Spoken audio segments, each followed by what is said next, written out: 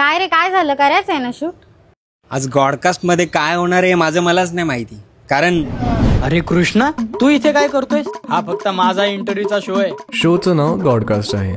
मी पण गॉड आहे. विषय संपला. बरं ते जाऊ दे, कशासाठी आलाय? 2 कारण आहेत. जन्माष्टमीच्या प्रमोशनसाठी आणि दुसरं म्हणजे तू माझ्या रूपाला कॉपी केलंय त्याबद्दल कंप्लेंट करण्यासाठी.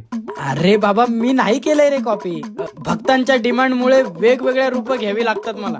राम, कृष्ण, स्वामी समर्थ, संत तुकाराम, साईबाबा हे महान लोक कमी पडले म्हणून पिक्चर मधले कॅरेक्टर सुद्धा बनवून ठेवले. एकतर म्हणतो मी झुकेगा नाही साला. बाप रे, काही पण बोला, पण तुझ्या फॅन फॉलोइंगला मानायला पाहिजे. नाहीतर सध्या लोक मला फक्त प्रेमात पडल्यावरच आठवतात.